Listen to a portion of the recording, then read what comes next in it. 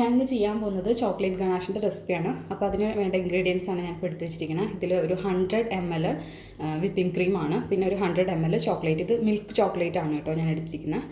അപ്പോൾ ഇതുകൊണ്ടാണ് നമ്മൾ ചോക്ലേറ്റ് ഗനാഷ് ഉണ്ടാക്കാൻ പോകുന്നത്. അപ്പോൾ നമുക്ക് ഗനാഷ് ഉണ്ടാക്കാൻ തുടങ്ങാം.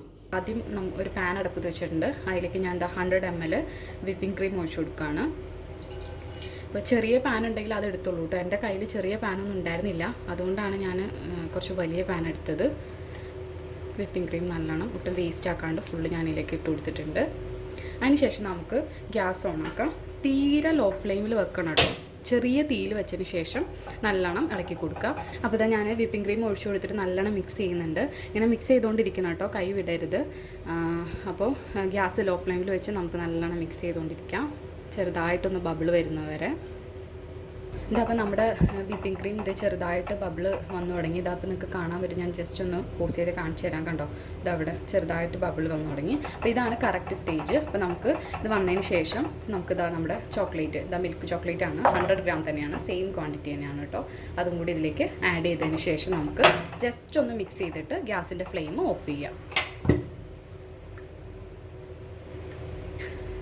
എന്നിട്ട് നമുക്കിനി ഇതൊരു 2 മിനിറ്റ് നമുക്കിങ്ങനെ വെക്കാം. ഇതിൽ ഈ ഒരു ചൂടിൽ കിടന്ന് നമുക്ക് ഈ ചോക്ലേറ്റ് ഒന്ന് മെൽറ്റ് ആവണം. അപ്പോൾ 2 മിനിറ്റ് ഇങ്ങനെ ഒന്ന് വെച്ചതിന് ശേഷം നമുക്ക് ഇളക്കിയെടുക്കാം കേട്ടോ. അപ്പോൾ ഇതാ ഒരു 2 മിനിറ്റ് കഴിഞ്ഞിട്ടുണ്ട്. നമ്മുടെ ചോക്ലേറ്റ് ഒക്കെ ഇത് നല്ലോണം മെൽറ്റായിട്ടുണ്ട്. അപ്പോൾ ഞാനിത് നല്ലോണം ഒന്ന് മിക്സ് ചെയ്യാണ് കേട്ടോ. ഇതിപ്പോൾ നല്ലോണം മെൽറ്റായിട്ടുണ്ട്. ഇനിയിപ്പോൾ ഞാനിതിലേക്ക് ഒരു ചെറിയൊരു കഷ്ണം കണ്ടോ ബട്ടർ ചേർത്ത് കൊടുക്കുന്നുണ്ട് കേട്ടോ. ഇത് ഓപ്ഷണലാണ്, വേണമെന്നുണ്ടെങ്കിൽ മാത്രം ചേർത്താൽ മതി കേട്ടോ. എനിക്ക് അത് ചേർക്കുമ്പോൾ ഒരു പ്രത്യേക നല്ലൊരു ഗ്ലേസിങ് ഫീൽ ചെയ്യാറുണ്ട്. അപ്പോൾ അതുകൊണ്ട് ഞാൻ ഒരു കട്ട ബട്ടർ ചേർത്തിട്ട്, അത് മെൽറ്റ് ചെയ്യുകയാണെങ്കിൽ കറക്റ്റ് ഒരു ടീസ്പൂൺ ഉണ്ടാവുള്ളൂ കേട്ടോ. ഒരു ടീസ്പൂൺ ബട്ടറും കൂടി ചേർത്തിട്ടുണ്ട്. എന്നിട്ട് നല്ലോണം ഒന്ന് മിക്സ് ചെയ്തെടുക്കുക. അപ്പോൾ അതാ ഞാൻ നല്ലോണം മിക്സ് ചെയ്തിട്ടുണ്ട്. നമ്മുടെ വിപ്പിംഗ് ക്രീമും ബട്ടറും ചോക്ലേറ്റും ഒക്കെ നല്ലോണം മിക്സ് ആയിട്ടുണ്ട്. അപ്പോൾ അതാ നമ്മുടെ ചോക്ലേറ്റ് ഗനാഷ് റെഡി ആയിട്ടുണ്ട്. ഇനി ഞാനിതൊരു ബൗളിലേക്ക് മാറ്റിയിട്ട് കാണിച്ചു തരാം.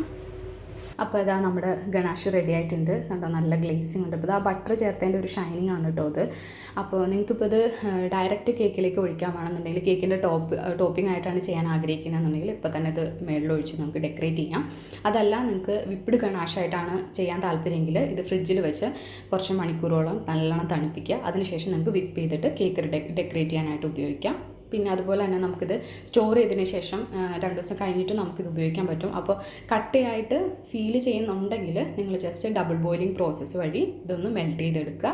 അതിനുശേഷം നിങ്ങൾക്ക് കേക്ക് ഡെക്കറേറ്റ് ചെയ്യാനായിട്ട് ഉപയോഗിക്കാം കേട്ടോ. അപ്പോൾ നിങ്ങൾക്ക് എൻ്റെ റെസിപ്പി ഇഷ്ടമായി ഞാൻ വിചാരിക്കുന്നു. ഇഷ്ടമെങ്കിൽ ലൈക്ക് ചെയ്യുക, ഷെയർ ചെയ്യുക, സബ്സ്ക്രൈബ് ചെയ്യുക. താങ്ക്